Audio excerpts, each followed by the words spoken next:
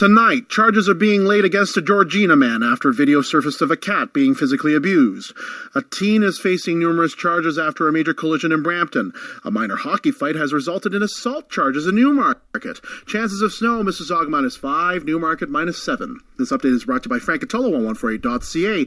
More predictions for 2018, because Frank is psychic. 148.ca/Frank. I'm Philip Pong from SRN National News. Now here's Rod, Ray, and Mike with North American Harness Update on 20th anniversary SRN1.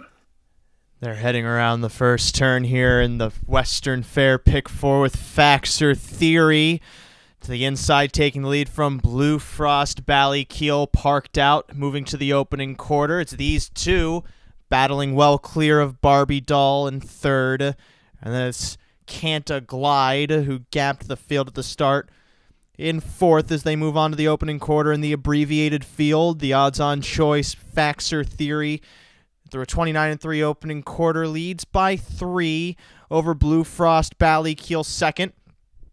A ways away to Barbie Girl in third.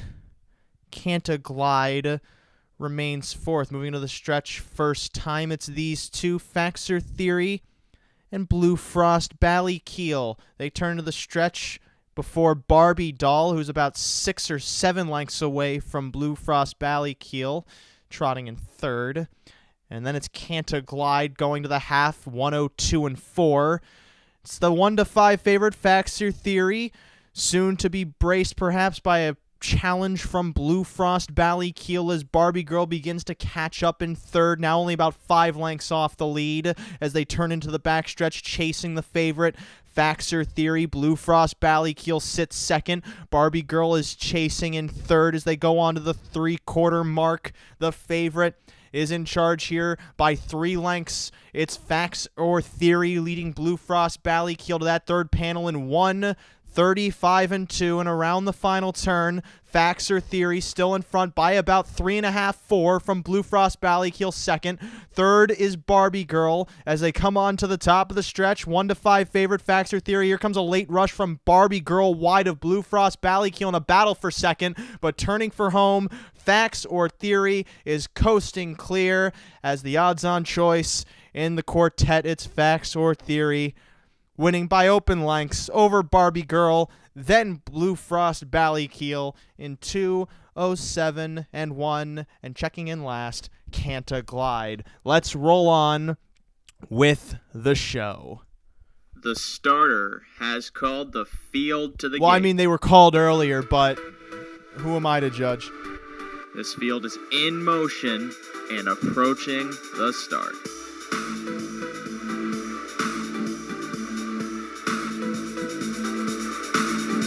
And they're off. And it's a battle into the first turn for control. The battle continues by the half and approaching the far turn. Stride for stride past the 3/4 pole and approaching the top of the stretch. And as they hit the top of the stretch, it's Mission Brief, foiled again, Muscle Hill, Captain Treacherous, and Vegas Vacation, Lucky Jim, a rock and roll dance, Be a Magician, Sebastian K approaches the line, Guccio is coming late, and as they hit the wire, it's too close to call. Now here's North American Harness Update on SRN1. It is now just dawning on me how, at this point, irrelevant some of the names in our theme song are. Just, or not irrelevant, but dated, rather.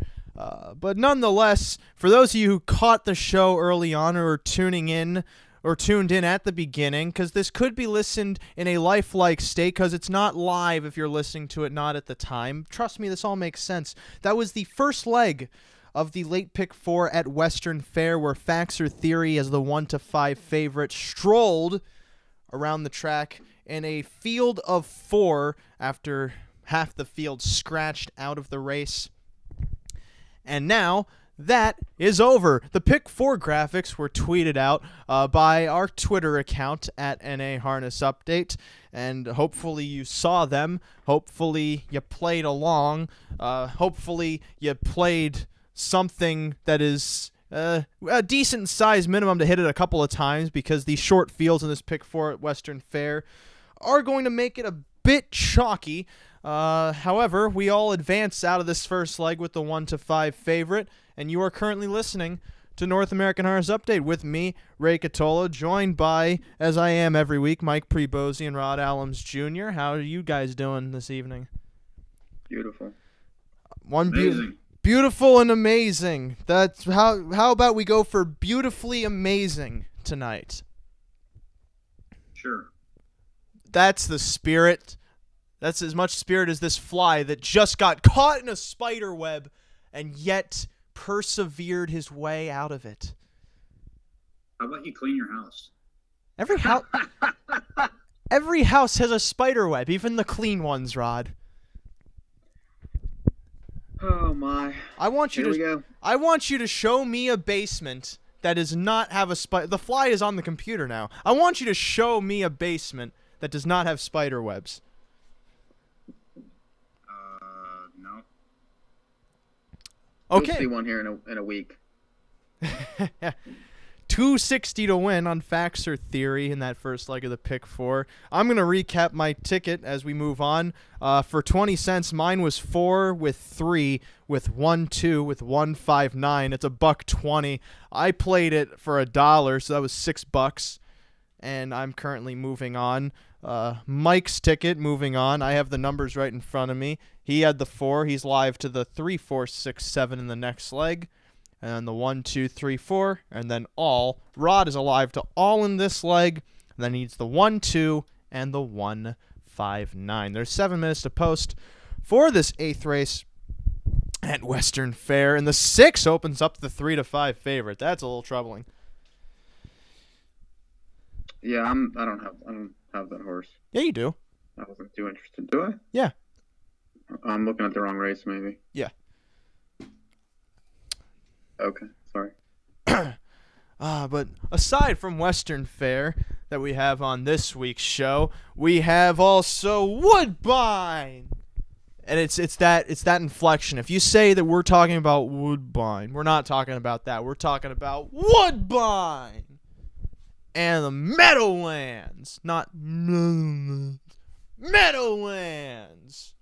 You also got, if you're watching the video feed, you also got to do the point. The point is very important, or else people don't know what you're talking about. It's like with sign language, where if you make the wrong sign, your sentence doesn't make sense.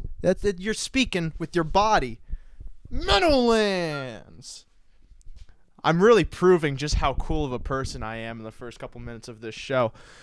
Yeah.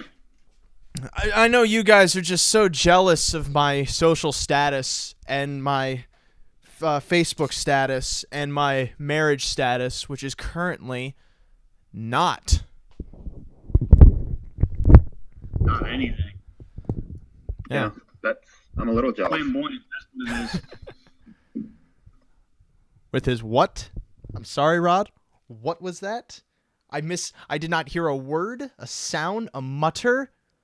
I do have a mutter. I call her mother, though, but I can understand how you refer to her sometimes, because sometimes people mispronounce things. Even money on why is the 6 even money? Let's talk about this race. This is the second leg of the Pick 4. Starts at Pick 3 at Western Fair. I don't understand why Moon Lake is getting bet. The horse won last week, to me, or was it last week or just last out? Because I don't have the program open in front of me. It was last week. It was last week. This horse won January 3rd, so that was about 9 days. This horse had an inside draw, just got the lead, was never challenged. Before that, I mean, I understand coming from the Alliance Series, and those races are at least decent to come out of. But to me, she's got to be towards the front, and from that outside post, I don't see her getting it. Well, but the 1 and 2 are scratched. Let's not forget. That's true. The 1 and the 2 are scratched. Really, the 7 is the 5. Mm-hmm. here. But the 3 is also the rail. And the 3 from the rail has to go, right? Well, this horse doesn't necessarily always want to go. I mean, that's, Which is ironic considering her name is Nadia Can Go. She's typically a closer. I mean, she showed speed December 4th when she wired them and won by 11. She could win the race similarly. She's faced tougher the last few weeks and it's had outside posts. So, how about you, Rod? What do you think about this race? Because I know you're all, but why are you all? I just didn't have a big opinion on the race. I thought there was several that could possibly win here. And, I looked at the race and it just made more sense for me to use everybody because the track's kind of playing a little bit differently tonight. And it's not smart for me to try to go, 2 or 3 deep when I don't really like them. I easily could have just went and played chalks here, and I could have singled the 6 if I wanted to, but I just didn't feel comfortable singling the 6 off of one okay line when it was an off track and she got to the front and basically just bottomed the field out. I understand, Rod, that you don't want to use 4 out of 6 or whatever, but I mean, if you look at the 5, do you think the 5 has any chance? I've seen worse horses. I've seen worse horses win. Do you think the 8 has any chance? I think what you're describing is the Mandela effect, Rod. The 8 does have a little bit of a chance, actually. Why? Please enlighten me. I don't mind it. It was a bad race last time. Clearly. The start before was okay. Got pushed way wide. Was 33 to 1 from the 3 hole. The start last time, he was off 3 weeks, so I'll give him that. Mm-hmm. The start before that, I thought was an okay race. 3/4. He was out 4 or 5 wide, turning for home, and you have no chance at Western Fair if you're out that wide. This horse has terrible dates. Like, is always missing 2 weeks, 3 weeks at a time. I mean, it's hard for me. I get it, but and with the missing horses, the horse might be closer than it normally would. In a full field, I would not like the 8, but in a shortened field, I wouldn't use the 8. In the shortened field, I still don't like the 8. I don't. In a field of shortening, I prefer the 7. I can't believe the 7 is 6 to 1 in the race right now because it's Shepherd, red hot. Travis Henry. I mean, this horse should not be 6 to 1 in here. Unless he Especially loses. Shepherd's like leader in North America right now. Yeah. Well, you could be the leading trainer in North America and still lose the race. Doesn't necessarily mean you gotta win the race. I mean, it's a slow time last time, but that was on a track that was not producing any sort of fast time. Do you also remember to the half in 1:03 in the snow? That was the night when it was ridiculous. Yeah, I remember that race exactly. I thought this horse was cheap speed, and this horse ended up beating a notorious hanger in Mark Your Page, who we see later on in the sequence in the last leg. And the only reason that horse even has a chance is because a lot of them scratched out in the last race. Well, but the point is, it's the right people handling this horse, and this horse won on a terrible night, gets a couple slots in, could get it. If the horse flies out of there, this horse can get a trip in this race for sure. Well, the betting's been flying around nonstop, and it was in the last race too, because the last race, the horse that checked in at least 30 lengths off the lead at one point was the 1-5 favorite. So I think we're going to see a bit of betting changes here, because the 8 was 7-2, now it's 4-1. The 3 is the second longest shot on the board at 6-1. The 5 is 9-1. Yeah, this betting board is very strange right now. I don't understand how they could think the 8 has a shot and not the 3. How could the 8 have a better shot than the 3? That to me just I don't know, that reads skewed. It is a little skewed. Yeah, I agree. Mm-hmm. But it's early. But don't think there's too much money in the pool right now anyways, so take that with a grain of salt. Yeah, there can't. So what else do we have tonight? Did you tell everyone what we had? Yeah, we got What else we're gonna do? we got Woodbine and Meadowlands. See, I remember. Tomorrow. Yeah, for tomorrow. Tomorrow. Not for the night. Not for tomorrow. It's for tomorrow. Didn't I say, guys? Didn't I say tomorrow? I'm looking at no one. Didn't I say tomorrow? They're nodding their heads. The people in my head are nodding their heads. I got a whole crowd on my side.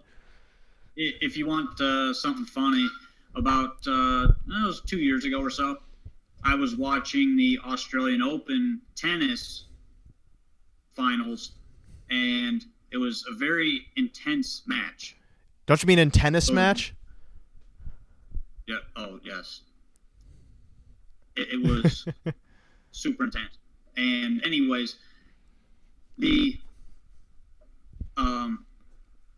crowd was going nuts, and I decided at the end of the match, while they were getting ready to do the final set, that I was going to go and I was just going to make a little sign with stick figures and people with their hands up, like, yeah. Okay. Like cheering in a crowd, like an audience, like, yeah. Okay, like that. That would be seen. And I put it on my. I have no idea where this is going, but I hope it gets there eventually. Put a tack on my wall and pinned this piece of paper up on my wall, and then I took a Snapchat and I was like, "The crowd goes wild." So what and you're then I okay? pointed my camera directly at this piece of paper, and I was like, So you did what an infant does when they're bored. "Yes." As a 30-year-old I man. got like 30 responses from that. It was pretty funny. As a I 30-year-old figured you man. had to be there. It just I don't know. I Sorry, Mike, you're old. I wish I could have been there, because I would have saw that and I would have went, Rod, this is so great. I'm glad that we're sharing this moment together, you and I, because then we could tell people about it and then say, you know what? You should have been there. And then maybe we wouldn't be so lonely. So the late pick restarts right now at Western Fair. It does start. And I'm surprised that 3's getting no action at all. I can't believe it either. Not even from Sugar. Sugar, come on, give me some sugar on this. Come on. 6-1. If I were playing pick threes, I would be 3-7 here, 1 through 4, and then all. So I like the I've got our pick 4 graphics up right now. Look at our pictures. Look at our pictures. I don't know what. I think this is my aggressive show. Last week was my passive aggressive show. This week's full on aggressive show. Look at them. yeah, you were like getting yourself psyched up before the show. You were pacing, drinking like giant water, and doing all this stuff. And Get ready. I was just. It's not that. Well, I mean, we get it at a grocery store called Giant.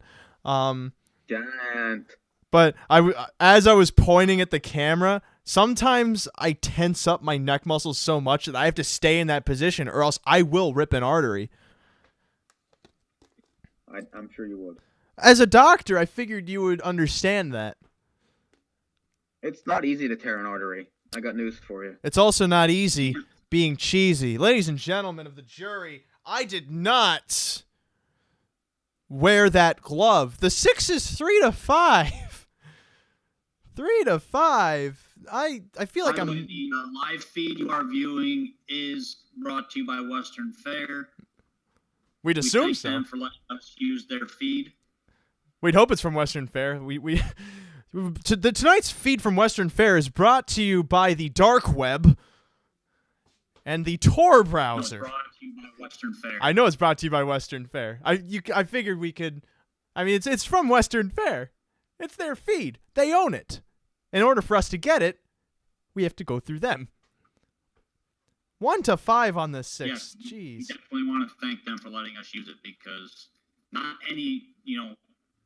there's not many places that will let you use their feed, and they Period. are one of them, so we appreciate it. Yeah. Yeah. Meanwhile, they're lining up here for the second leg of this pick 4. scratch down to a field of 6. Turning into the stretch here. This is the 8th from London. It's approaching the start, and it's off and pacing. Jeremiah's Jewel to the inside leaves out, as does from the far outside Canard as they swing around that first turn.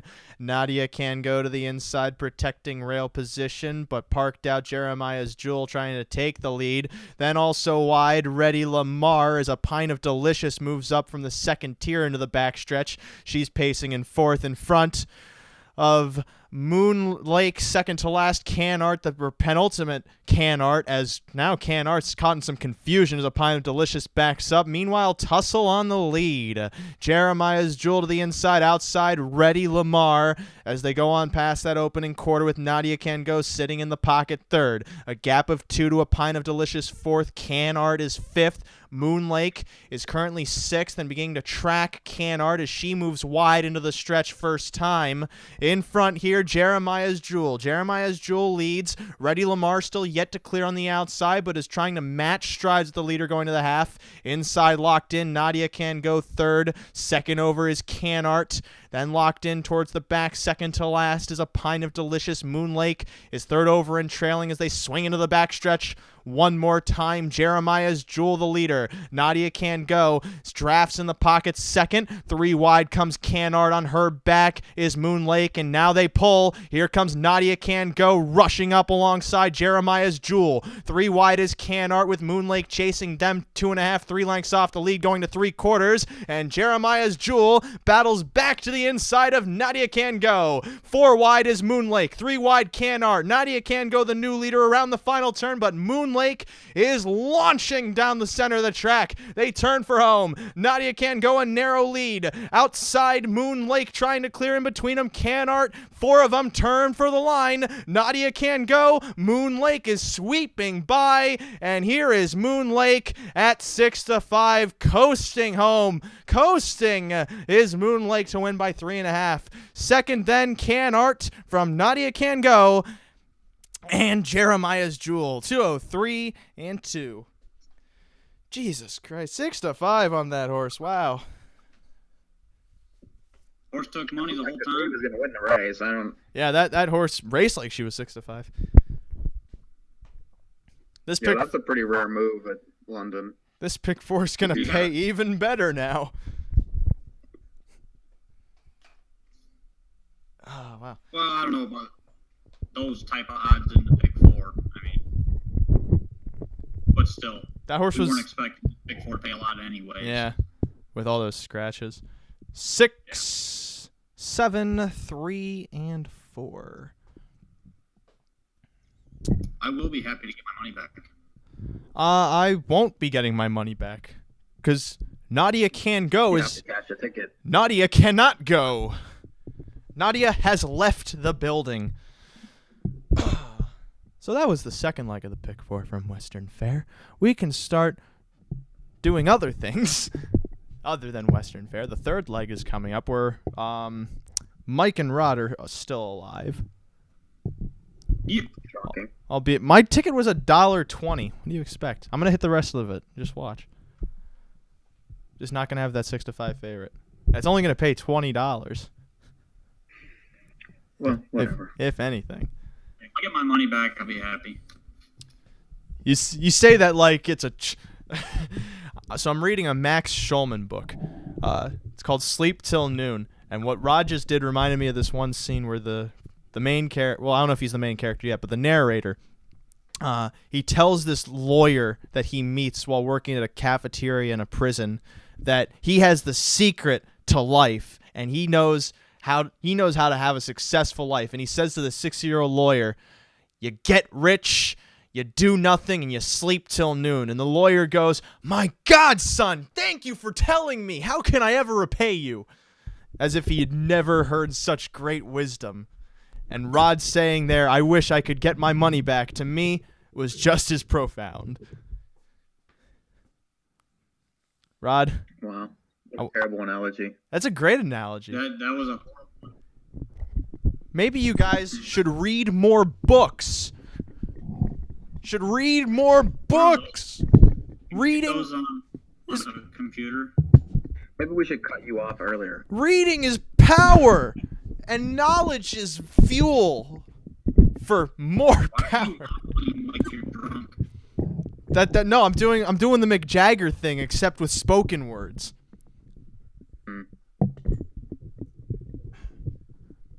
What do you know about Mick Jagger? Especially since you don't even like music.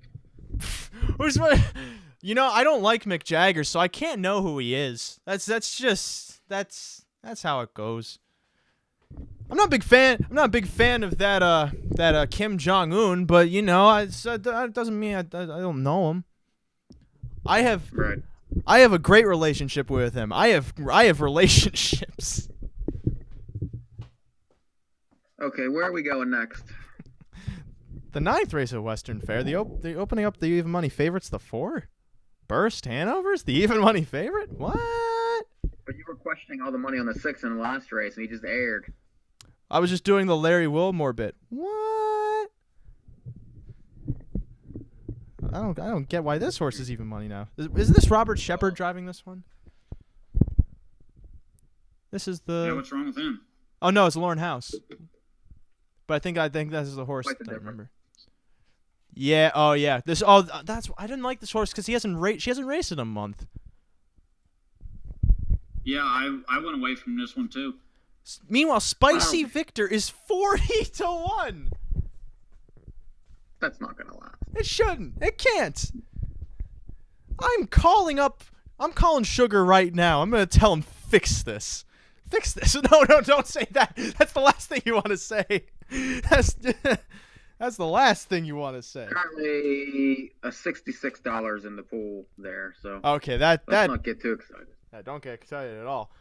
The 6 is also. Wait, there's what? One. There's $66 in the win pool. Oh. Yeah. I could break out my drumsticks right now. I could whip out a wicked Red Hot Chili Peppers solo. To break out the piano like every show. Remember when I did? I could do it right now. It's right over there. No. What do you guys have against good music? What do you guys have against? You mean terrible? Look, every time I play the piano, I felt like we struck a chord. Guys, I want to take note of what you think. Guys, you may think that you need to stop referencing musical terms. You may think that in my performances I fall flat, but I'm actually quite sharp. Guys. Back to racing yeah. Now. We need to stop this. I don't think I can handle one more pun. Not one. Guys, you think this is major, but it's quite minor. And there you go. Folks, I'm tipping the scales with this performance. Guys. Gents. Ladies. I don't know what Ray we got tonight, but we got the wrong one. Insecticides. We need to tip the program to the next freaking race. That's what we need to do. Well, I got the program too, but guys. Here we go.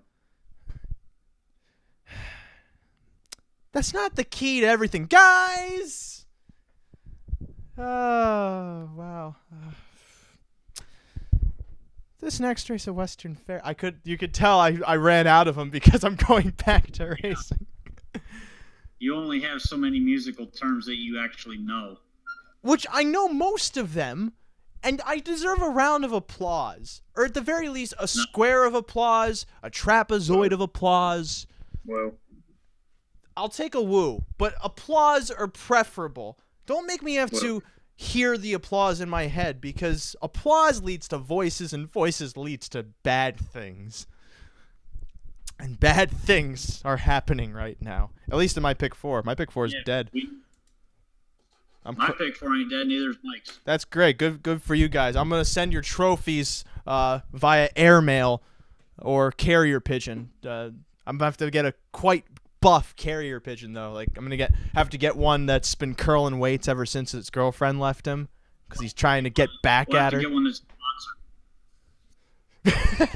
I'm just picturing like a carrier pigeon that has like these like Pennzoil stickers on it, and, and Exxon. I don't think any pigeon wants to be near oil. Right. I was just thinking the same thing. I'm like, wait a minute, that's the one thing a pigeon wouldn't be sponsored by. That means you guys understood the joke. I am contrived. I'm trying to watch the monsoon at the Meadowlands. I'm sorry, I'm focused on racing and not this idiocy. Okay, I just want to. This is the one thing I have to say. No idiot could have rolled off as many music puns as I did in the course of 2 minutes. You're right. Only one. And that idiot is not only a genius, it is also... Who is it? Where am I? What's going on? Yeah. How about we go to race 9? Spicy Victor is 2-1. You know, I love this name because every time I eat something really good, I call back to my Italian heritage. It's like, that's a Spicy Victor. You know what I mean? You guys know what I mean. That's my heritage. Also, what's a Cali Magoo? I have to ask. I don't know. I think it's probably a name of someone. No, I don't think anyone would want to be named Cali Magoo, not even a horse. Either that I or... would want Cali Magoo. I feel like that's... The owner had to come up with a name because it was December 31st. It's like, oh, crap, I can't race my horse if I don't come up with a name. And so he looked over to his infant child that was slobbering and rolling on the floor in its own slobber, and he just goes, Cali Magoo. And he goes, that's it. And that child grew up to be, you guessed it, Rod Allums. So this race is coming up in 0 minutes. 0 minutes is not in fact 0 minutes. 0 minutes is in fact probably 4 or 5, maybe even 6 or 7. No, not over there. They do things the right way at Western Fair. Okay, 4 minutes, maybe 3 minutes, 2 minutes. It could mean 1 minute. We don't know. I don't know. That's why I'm just listing off numbers, because if I list off all of the numbers, then one of them has to be right. In case you were wondering, if you're watching the Western Fair feed, Mike, put that up real quick. We can show you we're going to show you the numbers. Everybody in the guest handicapper spots, including Sugar, went 1, 2, 3 completely. So you know what that means? Means That's a 6. Means the 4 wins. Yeah. The 1, 2, and 3 are just gonna drop out. They're gonna be like everybody that should have been at my high school. Well, not if they drop out, then they wouldn't be at my high school anymore. They're parading. The 1 is now rightfully the favorite. Although seeing that this horse is 6-5, I kind of wish he was the 40-1 he was earlier, but I knew that was too good to be true. Because if I'm not mistaken, this is a Patrick Shepard horse, right? No, it's Leonard Lalonde. Oh, I think he was in The Greatest Showman. He was one of the actors, or at least it sounds like it. This guy raced well first time out. Hadn't raced since September. Oh, that's right. And it was claimed before that. He's currently 7-5, rightfully so. And that was that January 5th. That was the blizzard night. That was last week when it was only 6 degrees. I remember that. Oh no, it was 0. Less than that, even. It was 0. Although, do you? Well, those of you that care, I have the graphics up right now. Look at the graphics. Look at that. 1 and 2. Mike, who are you live to? 1, 2, 3, 4. So we need the 1 or the 2 to win. I would have been live to the 1 and the 2, but the favorite had to win. And everyone knows I'm not the favorite. The 3 was driven very well that last race. He was the 6 was just much the best. The 6 was incredible. Drive on the 3. The 6 was incredibly good there. Like once that horse tipped 4 wide, I kind of knew it was over. Yeah. You don't really see that there. And that horse was still flying. Yeah, that was actually one of those prolonged 4 wide moves that actually held up. Those never hold up over there. Now, as I'm looking at this board, and I don't know if you guys agree, I don't think the 1 gets the lead. Because Callie Magoo at 8-1. Okay, never mind. She's 9-2 now. Everyone else got that. Everyone else was going, Callie Magoo's 8-1. This was the horse named by the infant Rod Allums. We gotta bet this horse. And now he's 9-2. Is there anyone on this betting board that is appealing to either of you? Well, for me, it's the 3 and the 4. Honestly, I would probably go with the 2. I mean, you're getting roughly morning line. I mean, now 3-1, but as far as the board goes, I kind of like. So the 3 seems like the only closer in the race, and the track's fair. The 1 and the 2 are probably going to go at it, and some others, can leave in the race. I think the 3 is not going to end up 3-1. I think it's probably going to end up closer to 5 or 6 by the time it's all said and done. Well, here's kind of why I didn't use the 3, because as hot as Pat Shepard has been recently, the drivers are just leaving with all of his horses now. They just think they can go right to the front and win because he's won 10 out of 22 races. This horse doesn't have quite the same natural speed as some of the others, though, I think, especially the 1 and the 2. Can lead. But it's not leaving faster than the 1 or the 2. I mean, I don't care how fast it leaves. It's not beating the 1 or the 2 to the front, so. Now, the thing that I'm curious... But here's the thing. Poor horse, they're going to let that horse go. Because they want to follow a Pat Shepard horse. I believe that they think about it that simply to an extent, but you can also only guess how much the drivers actually think like that. What I'm curious about, Mike, is they're getting ready to line up, is the 4 Burst Hanover. What makes you not concerned about the month layoff? Well, just, a lot of horses have missed time recently, especially up here with different things. So that doesn't necessarily bother me. And I'm hoping to get a setup with this horse. So. All right. Well, they're lining up, scratched down to a field of 7, all of them on the gate. Even money favorite, the 1, Spicy Victor. Second choice then. 2 of them at 7-2, the 2, Callie Magoo, and the 3 peeling out at 6-1, the 6, Schrader Hanover. This is the 9th from Western Fair. It's swinging into the stretch, and it's approaching the start. This field is often pacing with Callie Magoo grabbing the front, peeling out, launching 2, but is going to get the pocket of Spicy Victor. Gets away 3rd into that first turn, leading the way here, Callie Magoo. Peeling out, sits 2nd. 3rd then comes Spicy Victor. Then it's Burst Hanover 4th as they move into the back stretch. Schrader Hanover there too with the High Road and Abe's Earl onto that opening quarter. Led by Callie Magoo, sitting 2nd, peeling out. Now catching up in 3rd, closing the gap, Spicy Victor, the 3-5 favorite as they go past that first quarter.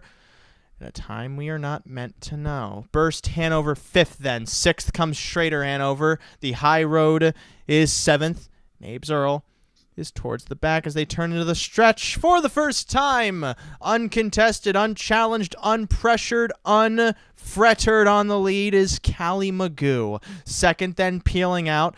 3rd still Spicy Victor as they go past the half-mile station with 1 circuit to go. Burst Hanover is about 5 lengths off of Spicy Victor in 4th. Behind him, Schrader Hanover tipping wide, and then it's the High Road and Abe's Earl onto the backstretch one more time. Callie Magoo leads, peeling out by 1.25 lengths. Then stalking 3rd, Spicy Victor. Burst Hanover's beginning to close in. Now only about 5 lengths off the lead as Popping Pocket comes peeling out after Callie Magoo as they go on to 3/4. Spicy Victor sticks to the rail, now begins to edge off it. Burst Hanover's catching up to, now only 3.5 lengths off the lead, sneaking up the inside around the final turn. 3 high now comes the favorite. Spicy Victor is peeling out, drops out, and here's Spicy Victor rushing up to take the lead from Callie Magoo, turning for home. Spicy Victor, the odds-on favorite, kicks away to a 2-length lead. It's Spicy Victor from Callie Magoo, and then peeling out and towards the center, Burst Hanover, but this is Spicy Victor.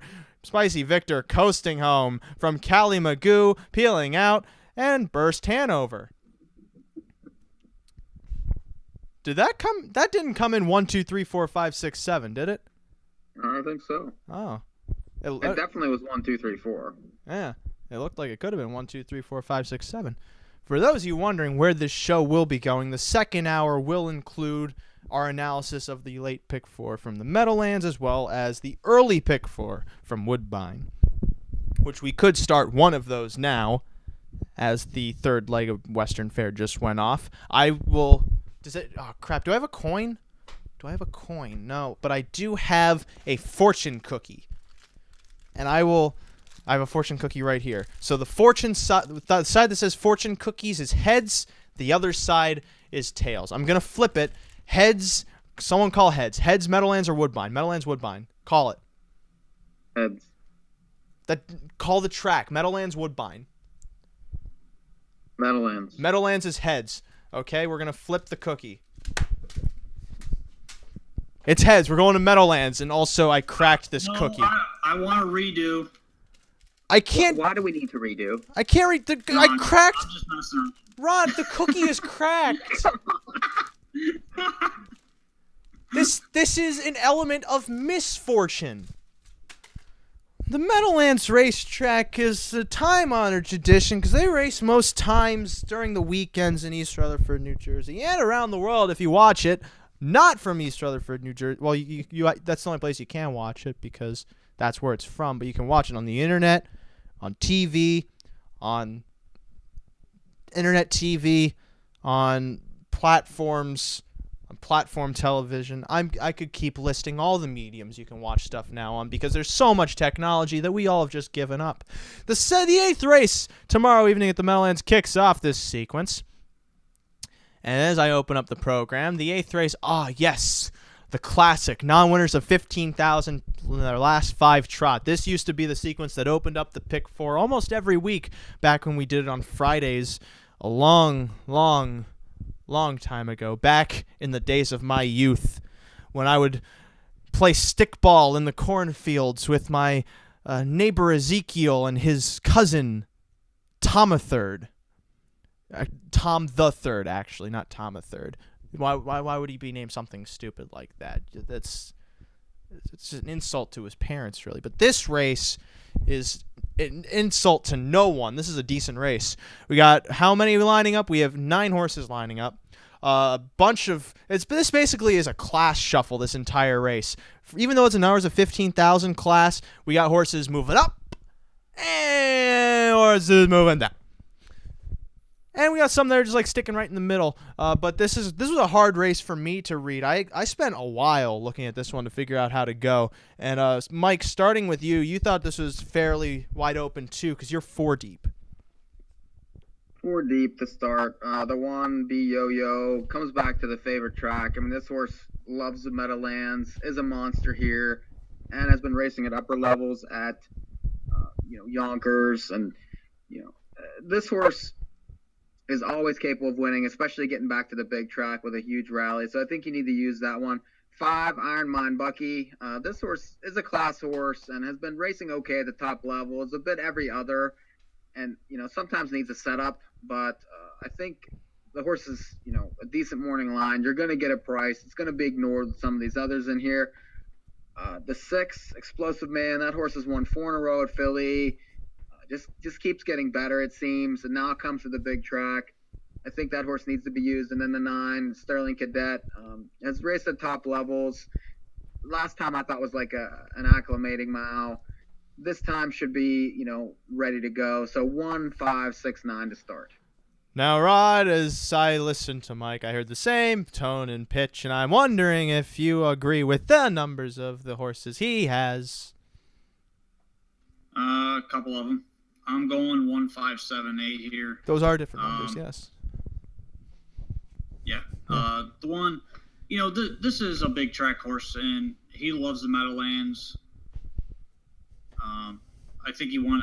I believe he set that lifetime mark on Hambo Day, if I'm not mistaken. I'm not sure he raced on Hambo Day, did he? But I'm pretty sure he raced in an overnight. Huh. I don't remember that. This horse is a Meadowlands horse. He's gonna go out of there. He likes to be up close. There's not really a lot to say about this horse. He likes this track. He's gonna be bet, and I think he's got a big shot from the rail. Never mind Bucky. Mike touched on this one. I think this is a good spot for this horse. Perfect post. And if the track is off again tomorrow, this horse is awesome in the mud. Way better in the mud. So, take that into consideration too. And you can see a couple of his lines on the program there. He's got to win in the second in his last 4 starts. 2 of them on and off track. So that means his name should be Iron Mine Muddy, right? No. Then 7. Jacob, I'm going to use him. This horse last time, I thought raced pretty well. He won pretty handily on the front, actually, and he still had some left in the tank. And they weren't getting close to him. He was just kind of coasting down by the wire. And the start before that, I thought, was an okay race. Really had this horse last time with Billy Dobson driving. So, this one's definitely a use. And there's some – I think this is a pretty competitive race. And then the 8 is the other one. Gets Yannick back. Moves to the big track.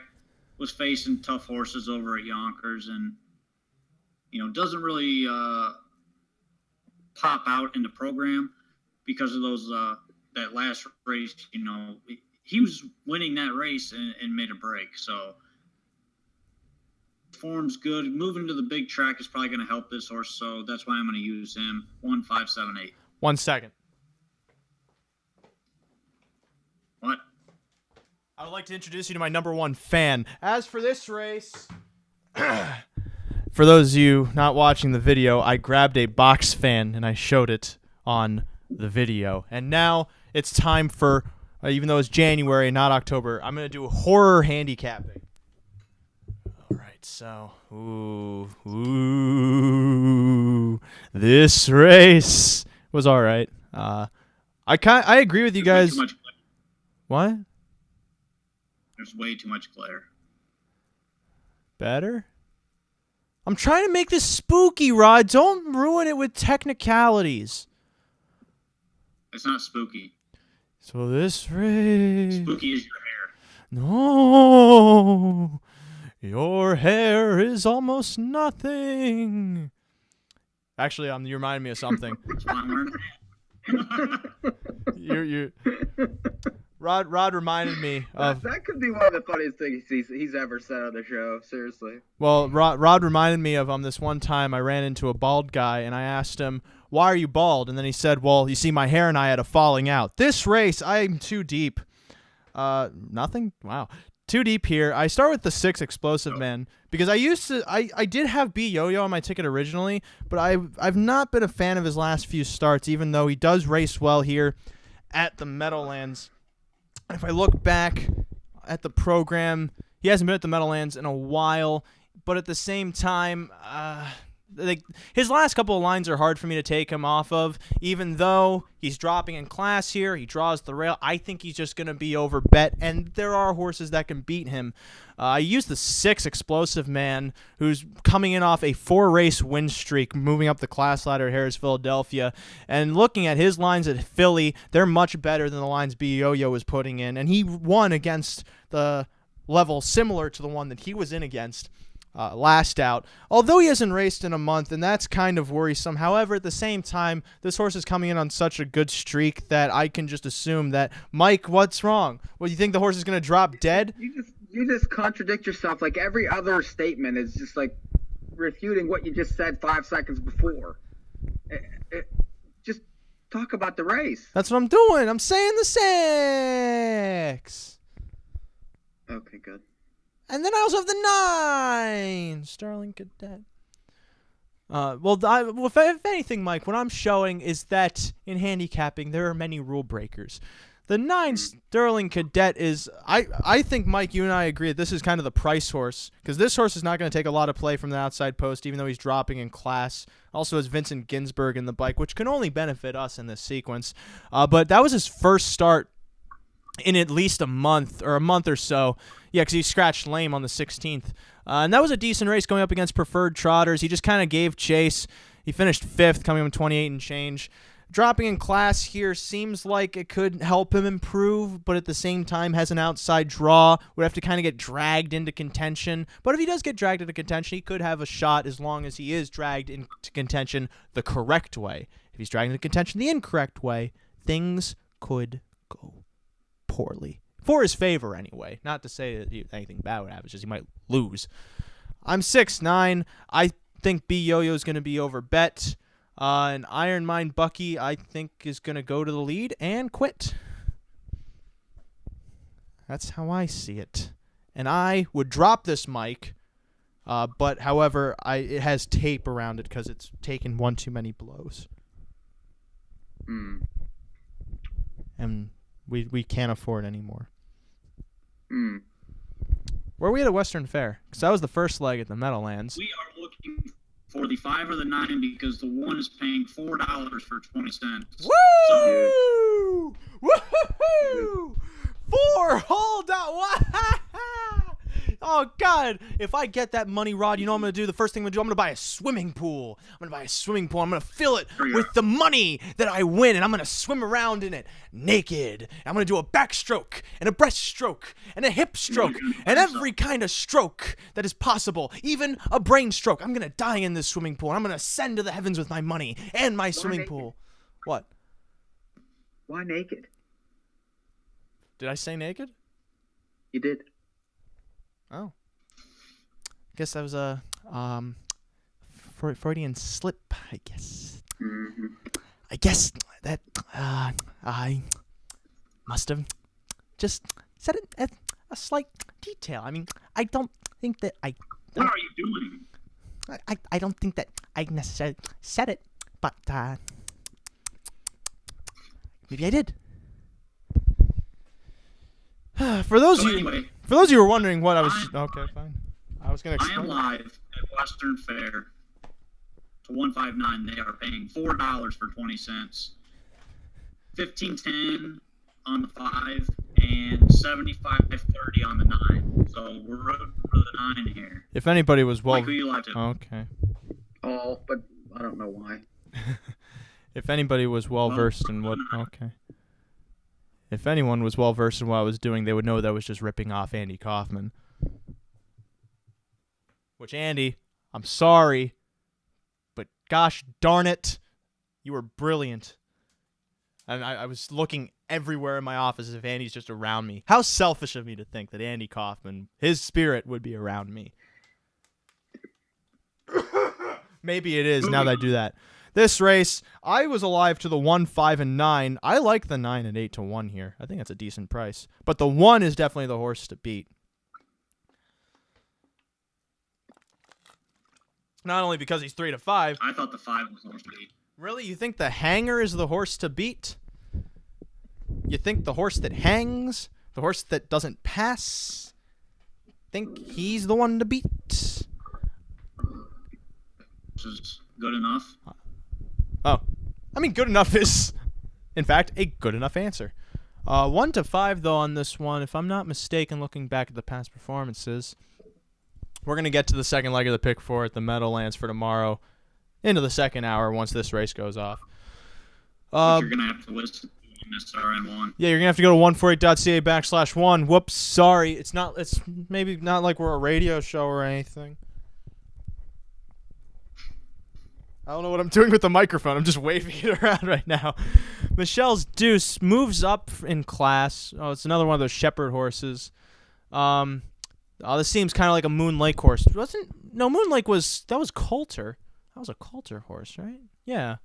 I thought that was a shepherd and horse. You can see right now on your screens, we've got the guest handicappers up on the Western Fair feed, including not who picks. .com. We are on the internet. We are a website. We are them. No, we have selections on the simulcast every live race night now. We do. But I'm also saying that NahWhoPicks.com is in fact a website on the internet. It's not. Yes, it is. It's not like one of those rapper personas where it's like my name has .com in it, but you know what? I ain't a website. Eminem is now SlimShady.com. Yo, I'm SlimShady.com. Mom Spaghetti. That's kind of what he is now. His last album was that was very rough. A rough revival, if you will. So much so that I think if Lazarus came back in a similar way, you would say to Jesus, you know, you could have done a little better.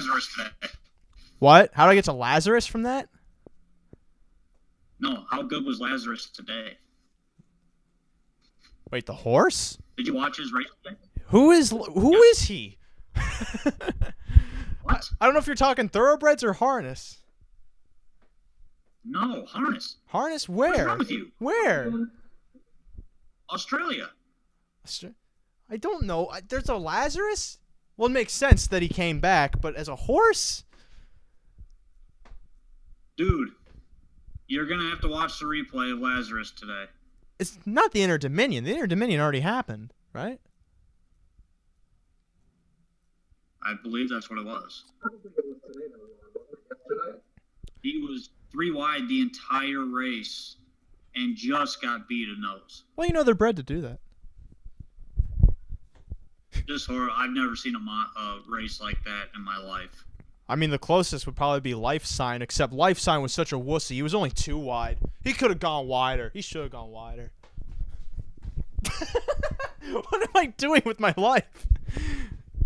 I purposely try to play these unlikable characters, and then they move so stupidly. You can only see this on the video, folks. It's very much a spectacle. We don't have you on the video. We got the Western Fair feed up. Oh, well, that's unfortunate. But it's also kind of fortunate. No, I just said kind of. I'm agreeing with you. To an extent. Mike, what do you like here? Well, I didn't exactly have a huge opinion in the race. Mike is currently reporting from a submarine. Mike is underwater excavating for pearls and clams. And the submarine is diving deeper. It's hard for me to look at the program because I'm displaying the live feed. Well, there we go. No, I want to see, what do you see in the post break? Mm-hmm. Currently, I'm looking at the 9. Looks okay on the track.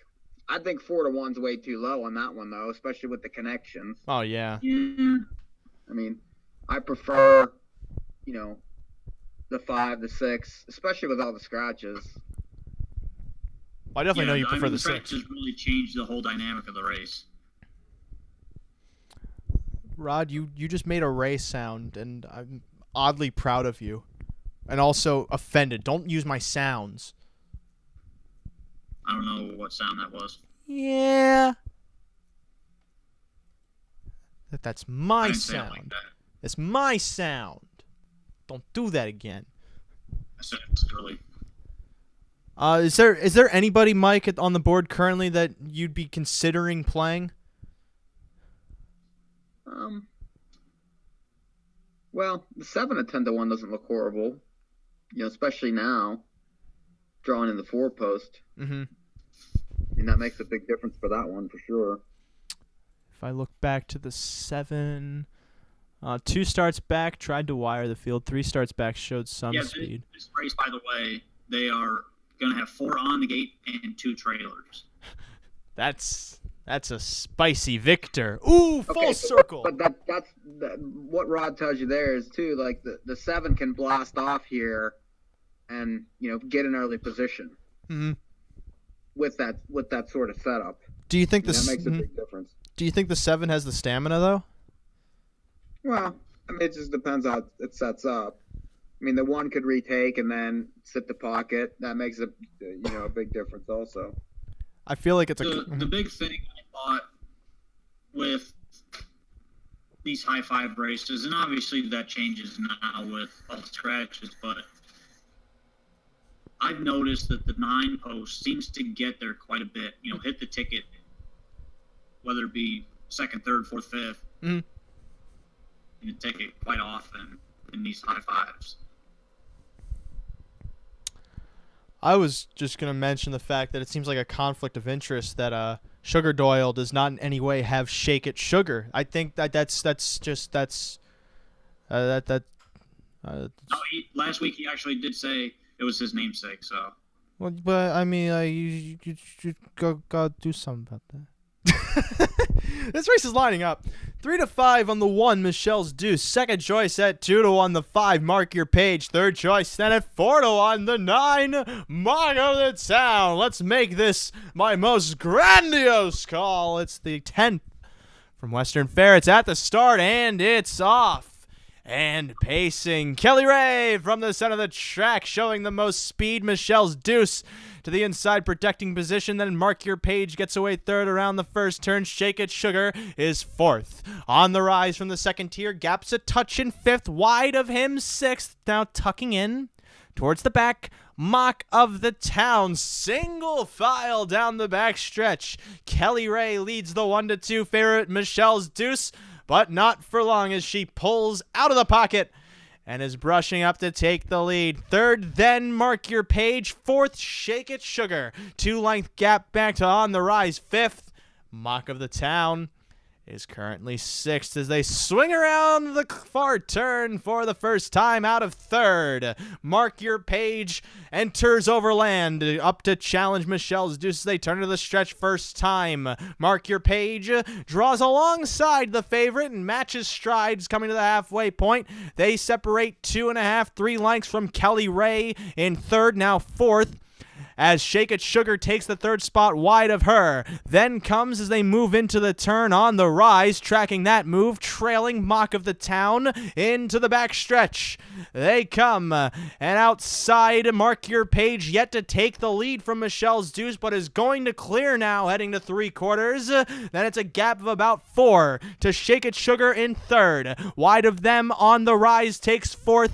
5th, then Mock of the Town, and dropping out of contention, Kelly Ray as they go on to 3/4. Mark Your Page is 6 clear of the 1-2 favorite. Michelle's Deuce 2nd. Shake It Sugar's 3rd. Outside of them, then On the Rise with Mock of the Town 5th. Turning for home, Mark Your Page is well clear of Michelle's Deuce 2nd. Then 3rd to the inside, Shake It Sugar battling for show with On the Rise into the center of the track, Mock of the Town, but decisively it's Mark Your Page, an open length winner. On the Rise 2nd, Michelle's Deuce 3rd in 2:10 and 4. I told you it'd be my most grandiose call. I told you. 2-1 on that horse. That's pretty good. What's that pick It for was good. paying? What, $5? Huge. Wow, that's 15. ooh. Giant. For 20 cents, that returns $6.94. Rod, your ticket doesn't even break even.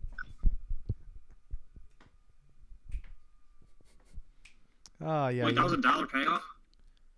No, 20 I cents. don't know. I looked. 20 cents is $6.94. Yeah, $6.94. So that's $7 basically for 20 cents. Rod is down 20 cents on that play. What kind of payoffs? Oh, wait. I was looking at doubles. Now I see it. With all that said, I do mean all that said, there was a lot said in this hour. Too much even. We may get canceled. We're not getting canceled. Coming up in the second hour, we have the rest of the Pick 4 from the Meadowlands. We talked about the first leg here. Tune in for the rest of that analysis in the second hour of this show coming up after the break, as well as an analysis of the early Pick 4 from Woodbine Racetrack. But this does it for our video segment of the show. Thank you for tuning in. And this also does it for the first hour of our show. So stick around on 148.ca/1 or head over to 148.ca/1 and listen to the show or catch it on archive, NahooPicks.com, the day after it airs tomorrow afternoon. But for now, we're going to break. Stay tuned for more, whatever this is, here on North American Iris Update. I think that's what it's called.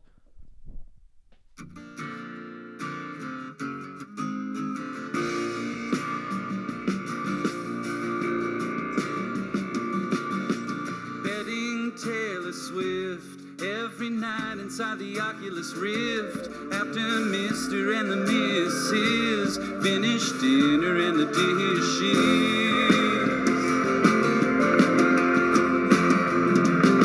And now the future's definition is so much higher than it was last year.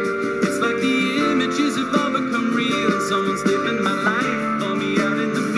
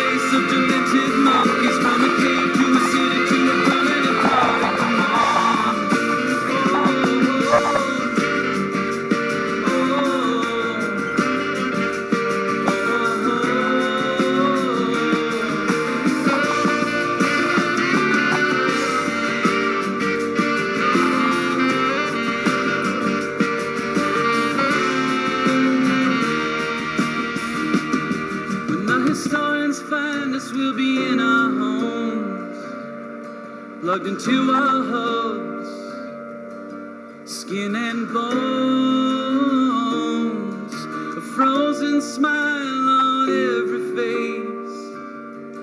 As the stories replay, this must have been a wonderful place.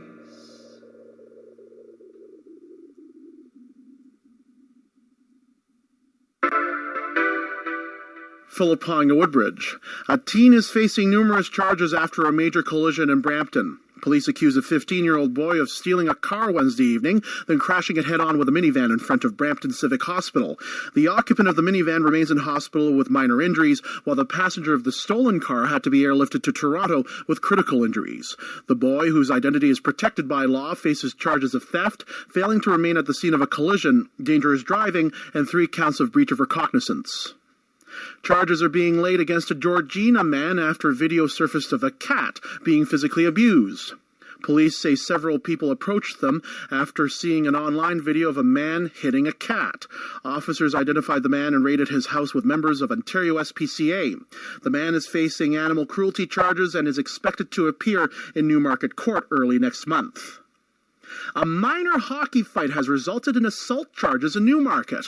York Regional Police have confirmed a man playing for a team from New Tecumseh had surrendered after an on-ice official was beaten up during a hockey game. New Tecumseh had been playing the Newmarket Redmen and Tornadoes at the Magna Center. Chances of snow in the forecast: Mississauga -5, Newmarket -7. I'll have more news over the weekend. For now, I'm Philip Hong. Thank you, Phil, and welcome back to more of the 89th Annual Golden Globe Awards. I am your host, Seth Meyers. When we last left off on this show, we were hitting the late pick four at Western Fair for exactly $6.94, which is more money than I have ever seen in my life and in other lives as well. As for what's going to happen for the remainder of this show, it's time to get deep into analysis. We're going to crack the codes. We are going deep. Well, not that deep, because our pick fours would cost a lot of money then, but figuratively deep into the wormhole of handicapping, into the second leg of this Meadowlands pick four, which has a $50,000 guaranteed pool. To recap, in the first leg, I went 6-9, Mike went 1-5-6-9, and Rod went 1-5-7-8. This second leg, and this doesn't have to be pronounced like that, but it can be for exaggerative effect.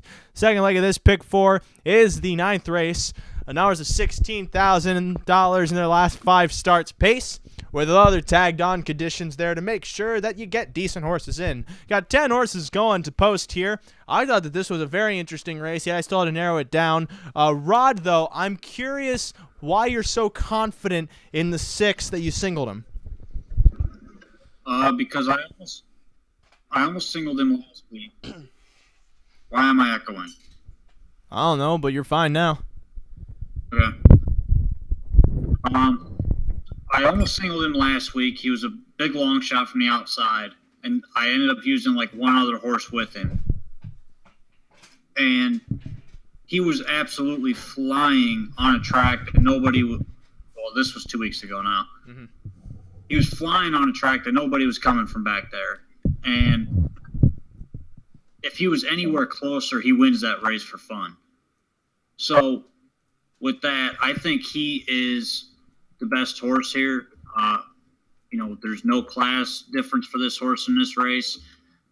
I think, he's going to be closer, and he's going to be close enough that you don't have to worry about him having to fly from New York City to get there to be able to win like he was last time. So with that, I just think he's the best coming into this race. Well, how much of that do you think, and Mike, you can chime in here too if you have a thought, how much of that do you think was because he was dragged in off of a fast pace?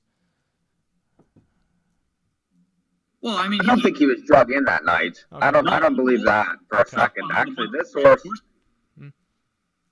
the horse was still eighth at probably 3/4 of the way down the stretch, and then just past 6 Once of them. he got loose on the outside, he came flying in. I bet you he came that last eighth in 12 seconds and change. Okay. He was absolutely flying. All right.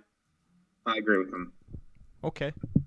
What I don't agree with, though, is I don't know about singling this horse in this race, because if you get a similar trip from way back there, that's an issue. Mm-hmm. I think Corey's going to have him much closer tomorrow night. You hope he does. No, I think he will. How much of that think is also you hoping? Well, that's all me hoping, because I'm singling him. Well, it took you a couple sentences to admit that. How about you, Mike? Because I know you agree with the 6, but you also take 2 others. 2 others. The 4 Rama has been very, very good the past 3, and I thought the best race was the one on December 30th, when the horse really never looked like a loser. Brushed up to the front and just kept on going. I realize the times aren't there, but this horse has turned a corner and is coming up the ladder pretty easy now. Could this, could he reach its level? Maybe, but I definitely do not want to leave this horse off the ticket as well as he's raced, especially the last 2 races. And then the 3 Western Joe, I think, needs to be used. This horse was getting good at the end of the 3-year-old year. in some fast times, went 49-3 on December 16th, where, beating American Primetime, who's a ridiculous horse. And then last time was in the 9-hole and, kind of got stuck in the wrong spot. Didn't really make impression, especially the way that the 6 made the impression in that race, but was close enough, was only beaten 2.5. Gets an inside spot here for once. Needs to be used also. So 3, 4, and 6.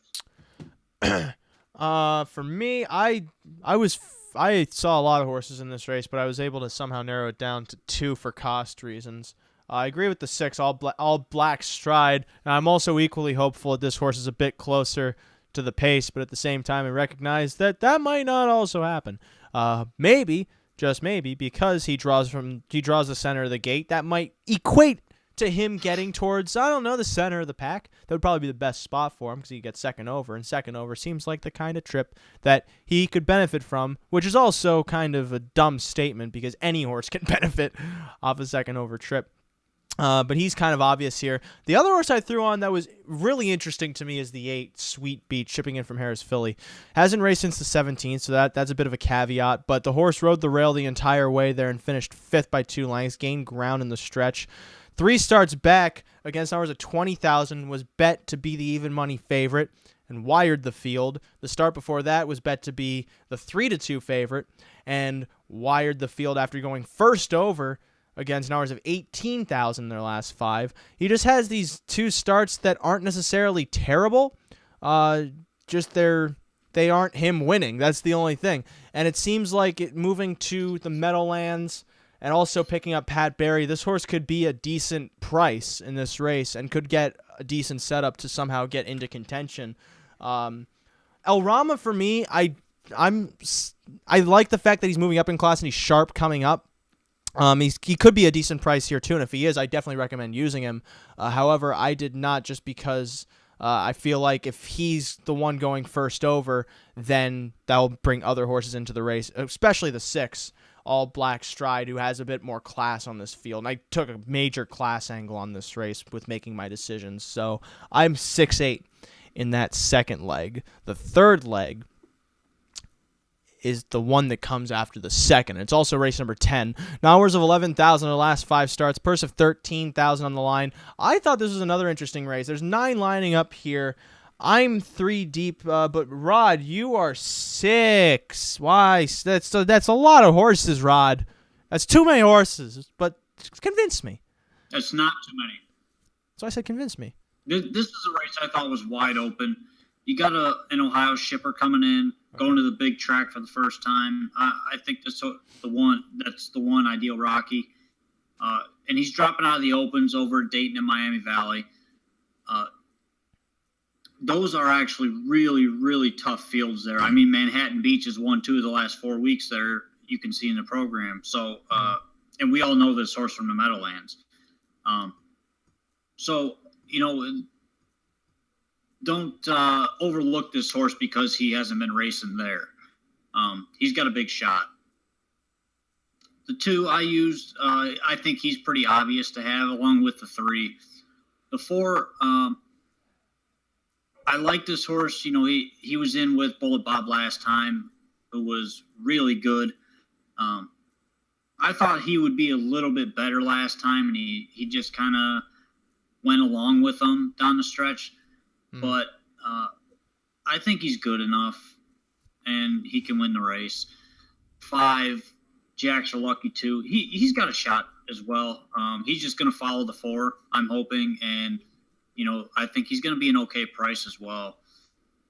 And I threw the 6 on there because it's Burke and Yannick. He's getting Yannick on, and it's tough to not use this horse, especially after that last race. I thought he raced pretty well after a bad trip.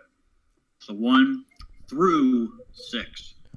Mike, you were able to narrow it down a bit more, and I didn't think it was as wide open a race as Rod did, but you're still... Well, no, you're actually very narrow. You're 2 deep. Too deep. I only think you need 2. I certainly am not too interested in the 1. The 3 is, stepping up into a much, much deeper waters here.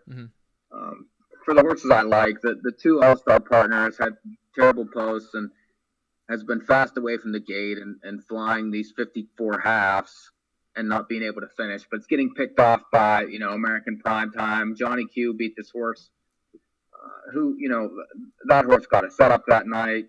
Mm-hmm. So I feel like, Brett Miller drives again, should be able to settle a little bit early, and, it's facing lesser, despite it being the same class on the page. I think it's lesser horses this time than he has been facing. I like the post. I like the speed. I think he's going to be very tough. And then the 4, Maka Million, this horse gets a real drop. Really had no chance against Bullet Bob. And, prior to that, was kind of given a race over the track and, was sad and then ended up wide in closing. This horse has faced better too. I think the real try comes tonight. The horse was 8-5 last time or 9-5. Should be able to be a little closer earlier, and I expect a big move. I think it's got to be one of those two. It's 2-4 for me. I was on the fence about the 4 because I understand that race against Bullet Bob, that was when the snow was coming in, and that was the race where the winds were coming in with that as well. But at the same time, 2 starts back, that race wasn't necessarily that impressive to me either on paper. This horse seems like he's much more of a chaser than he is a gainer, if that makes any sense. A horse that gains ground. And so I left him off the ticket. I definitely agree with you, Mike, on the 2 All-Star Partner. I think he's a key in this race, especially with the improved draw and the fact that this horse is always launching. He's always live and involved as he moves up the class ladder and into this race, where he was second to American Primetime after making technically 2 moves, going for the front, yielding for the pocket as the pace was quick, then pulling back out to chase and finish second by 2 lengths over a sloppy track.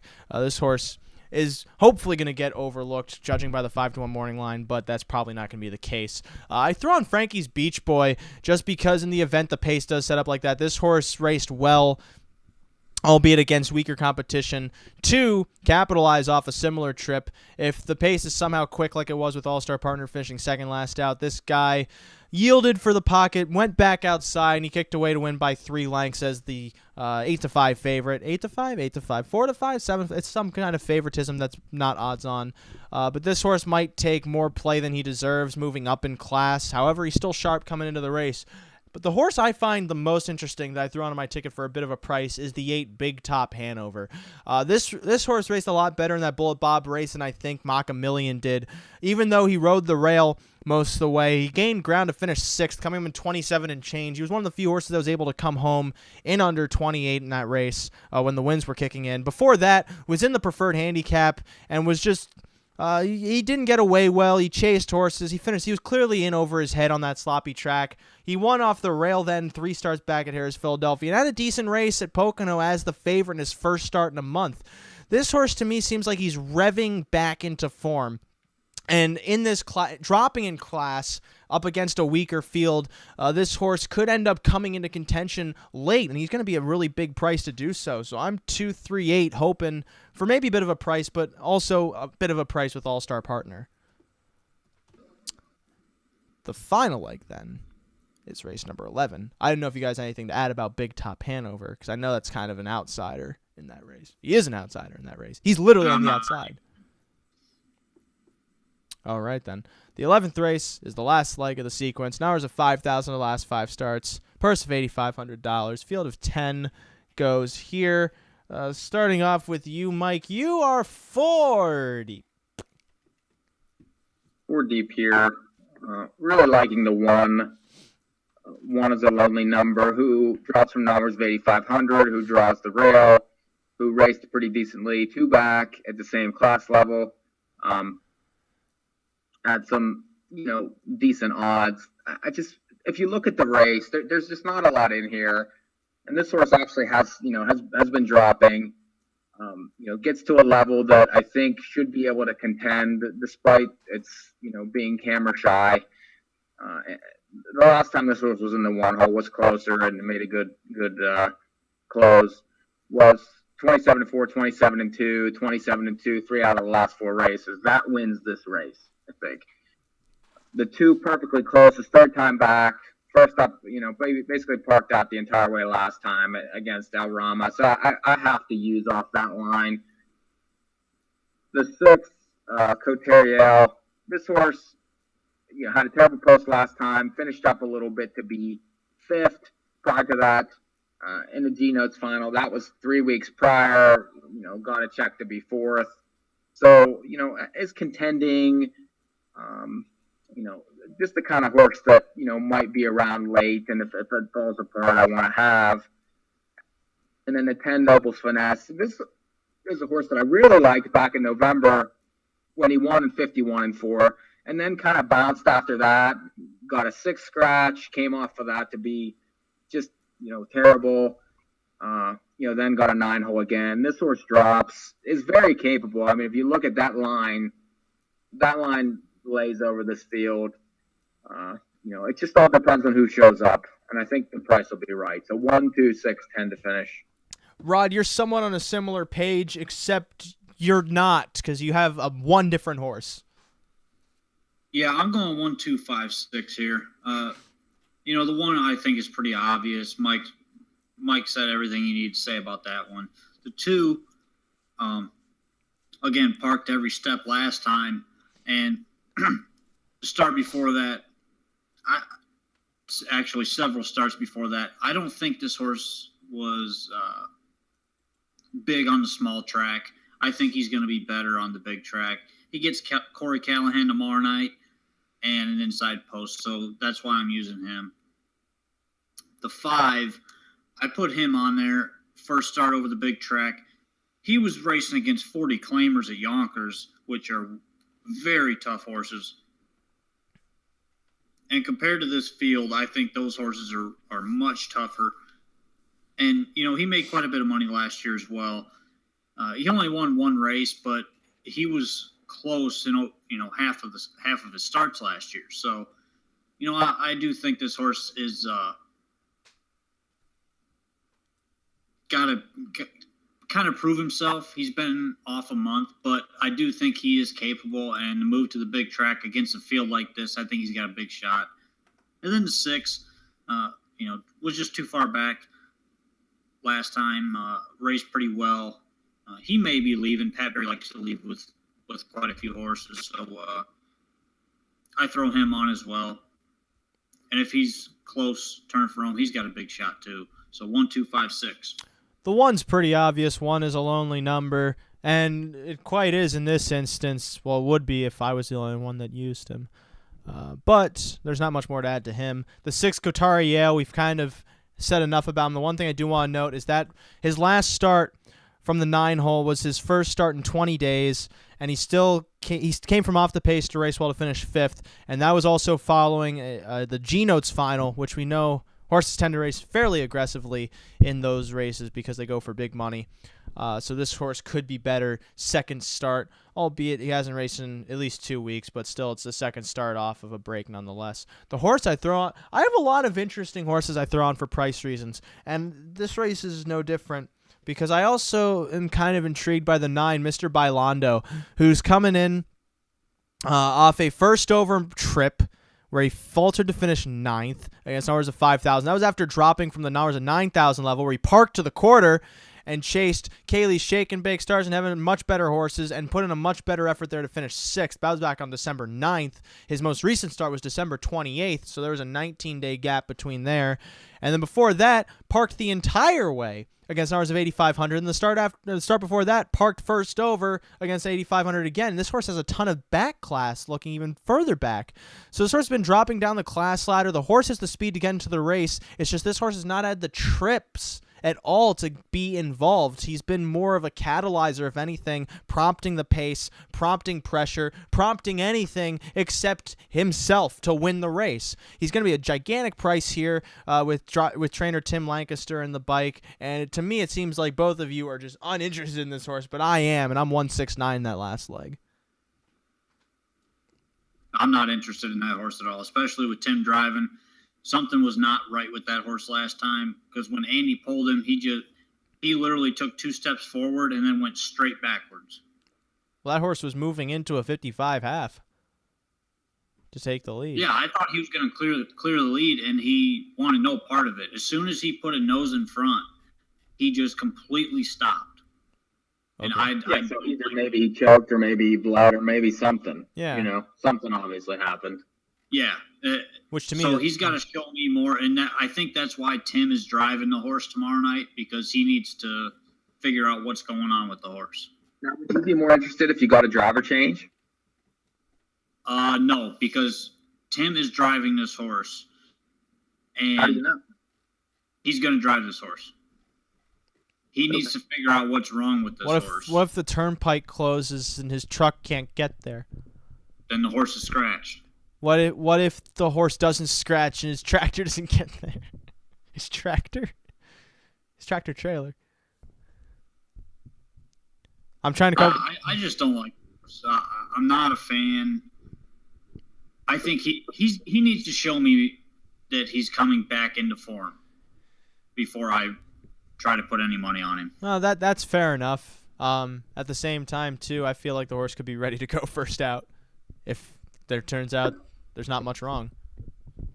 Well, you're going to get 150 to 1, so good luck with that. Well, my ticket for 50 cents goes as follows. I am 6'9" with 6'8", with 238, with 169, $18 for 50 cents. Mike, your numbers. 1, 5, 6, 9 with 3, 4, 6 with 2, 4 with 1, 2, 6, 10. It's 48 for 50 cents. Rod. 1, 5, 7, 8 with 6 with 1, 2, 3, 4, 5, 6 with 1, 2, 5, 6. It's $48. And with all that said, all that done, those graphics will be available. Come the time that the Pick 4 is going to happen, which will be tomorrow evening at about whatever o'clock in the Eastern time zone evening. 8:55 it says. So expect it around there. Also happening tomorrow evening is the early Pick 4 at Woodbine, because why wouldn't it be happening if Woodbine's racing? Why would Woodbine Racing go, you know what? We're going to have all these races except no early Pick 4. We just aren't feeling like it. They would never do that because it's not in their best interest. It's not in our best interest either, which that's really why they're doing it. It's for us. And this $50,000 guaranteed Pick 4 kicks off with race number 4 on their 10-race program tomorrow evening. This is an hours of $10,000 in their last 5 starts. Pace, field of 9 lining up here to kick off this sequence. And Rod, you're the deepest of all of us in this field. You take 4 of them to start it off. Yeah, honestly, I couldn't really decide whether I like the one a lot or not. So, for me, if I couldn't decide if I liked him enough, then I was just going to try to find somebody else to beat him. So I took some class here. Obviously, I'm using the one. I thought it was a good race last time. I'm sure both of you guys are using this horse. He is jumping back up, but he's been competitive against better, and, he's got a mark of 50 over there last year.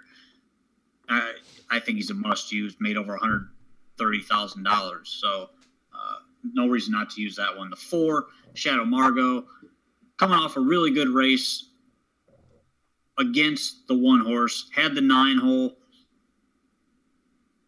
draws inside a little bit, but does lose John Drury here. If this horse decides to leave and ends up getting a trip, I think this horse definitely has a big shot, and it's Vic Putty, so you got to respect that as well. The 7 is the one that John Drury picked because it's an Aussie yellow horse. Drops here, got interfered with leaving the gate last time, and last time this horse raced in this class, he went off the favorite and just finished second.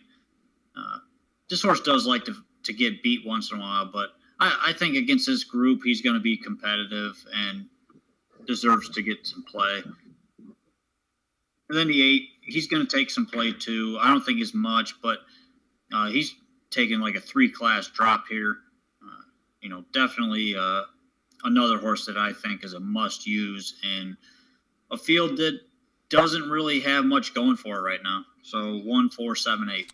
Mike, for me, one of the biggest problems with this race, and that forced me to kind of look at it over and over again, is that it's a very skewed race class-wise. And I'm wondering how you took that approach? Because you're only 2 deep here, and it seems like you're taking mostly class.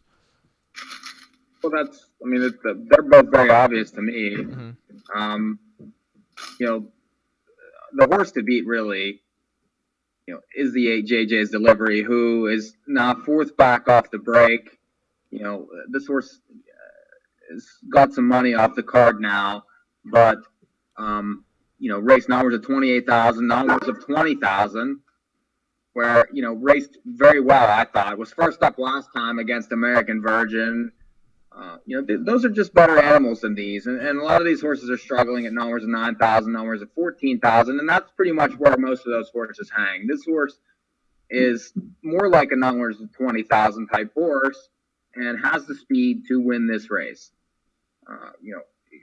He's obvious. I think he's going to be rock low in the wagering, and the only other horse I used was the one, just because he woke up last time. They finally dropped the numbers of 6,600, and that was a decent race. It was probably a little better than a numbers of 66 on paper, and you could see a couple of horses that are class horses come out of that race, the 1 and the 4. The 4 was completely misdriven in there, but that's another story. This horse was game, led the entire way to win. Can get a trip, I think, behind the 8 in this race. And, that's the only reason I use. I think it's got to be one of those two.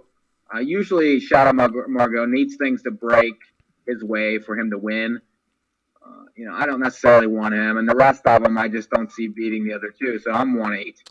I agree with the 1 and the 8. I do add on the 4 Shadow Margot, though, just because that last race is still pretty decent, coming with 27 and change to just miss by a neck to Shadow Place from the 9 hole. The horse should have won that race. I mean, if you watch the replay, you'll see. Anybody could see that. Well, to me, that just reads as the horse, that was just bad timing because the wire came before he could get in front. So from a better post, from a similar spot, I could see something similar happening. And if he gets by, he gets by. If he doesn't, then he doesn't. He's gonna be a decent price nonetheless. Especially if they play. This horse, if you know anything about this circuit, this horse always races covered up until the last 1/8 of a mile and then takes off late. So, if this horse gets room, it usually wins. If not, you're not going to get anything. So, still possible, yes. Mm-hmm. I am 1-4-8. You really don't think the 6 gets the front? Thorn in your side? No. The 8 will definitely get the 1 and the 8 will be 1-2 going to the quarter. All right. Okay. I don't see that way, but who cares about semantics? The second leg of this pick 4 is race number 5. It's numbers of 6,000 in their last 5-start pace. Purse of $14,000. 10 going here. Mike, I want to start this with you because you just said I can't see anything. And maybe that's because you weren't wearing your glasses, but either way, you took all. Well, the problem is there's nobody to trust in the race. I mean, the 1 has burned, terrible money, 2-5, 3-5 the last couple. I mean, is he capable? Absolutely. But, he's a much better horse than this numbers of 6,000. He's just no good right now. So I don't want him necessarily. Mr. Carrots, this horse is 3-1 in the program. And, races the same way, whether it's numbers of 2,500 or numbers of 9,000. He sits and makes one run, and typically he doesn't get there. So I like some others in the race. I like Strato Boy, who's 12-1 morning line, coming back from preferred 2s at Flamborough, and I think needs to be respected, especially off those last 3 races. The 10, Kingsley B, had 2 perfect trips in a row, but this is Moreau and Waugh, and stepping up. Hanover won on Thursday night. That horse needs to be considered. Avatars, I thought, raced very well 2 back, numbers of 4,800, then had no chance whenever not moved at all, in the Shadow Place race. So there are many different directions. Audrey's Dream, I think, has some old class, gets post relief, and has speed whenever they want to go. This horse made 90,000 last year. I could use 6 or 7. I'm just going to use them all and hope for chaos. Rod, you're on a different end of that. You take 4 of them. Yeah, I'm 4 deep here again. I'm going 1, 5, 8, and 9. The 1 I think is pretty obvious. Like Mike said, this horse burned some money, so I'm not I'm not keen on this horse, and takes a slight class hike here. So last time he was in with these, he moved first over and just got beat. I mean, plain and simple, that's what happened. He's not one you can trust. So the 5, Mr. Carrots, I use him. I thought he raced pretty well last time. He does lose Louis Philippe Bois, but he gets Doug McNair. So I think he's a use. He doesn't win that often, but I think he's due for a win, and his form has been pretty good recently. So I'm going to use him, probably a pretty short price. The 8, PL Idaho. This is a strictly if he's ready, he runs off by half the stretch. This horse is way better than these, and honestly, he's probably just short, and even being a little bit short, he's good enough to win this race. But if he's 3/4 of what he normally is, I think he wins this race pretty handily. And then the 9, dropping from preferreds over at London and Flamborough, just had no chance from where he was last time over at London. The start before that, he raced really well in the preferred at Flamborough, and I think you got to respect this horse off of those 2 races. And those were coming up. Both of those starts were coming off of layoffs. The move back to the big track, I think the big track suits him a little bit better, and they used this horse last 2 starts just as tighteners to get him ready for going back over to Woodbine. So 1, 5, 8, 9 for me. Remember when Louis Waugh was supposed to go to the Meadowlands? I'm 3 deep here. I start with the 3, Audrey's Dream. Mike was talking about this horse. The only reason I use this guy is because of the post improvement. If this horse didn't have an inside post, I'd say, you know what? If you're gonna use this horse, you're the one that's streaming. Oh God, I'm too much for this show. Oh wow, thank you guys for that. Please stop. You don't have to stop. You don't have to cheer me on like that. It's not necessary. It's not necessary. I'm trying to. Can I please finish this pick? Thank you for letting me finish this pick 4. I appreciate it. So not Shadowmark. Audrey's Dream. I'm still in the last race. This horse never really gets involved from outside posts. 3 starts back. Got somewhat involved. Got numbers of 6,000. Getting dragged into contention. Gaining 5 lengths in the stretch to finish 4th, coming in 28 flat. This horse is usually coming from off the pace, even though he gets away somewhat towards the middle of the pack. And it's a game of whether or not this horse is good enough to come home. It's as simple as that. Mr. Carrots is a really obvious one. This horse races well usually, even though he makes one big run. He's almost like Lonnie in that sense. God rest his soul. And this horse, well, his racing soul anyway.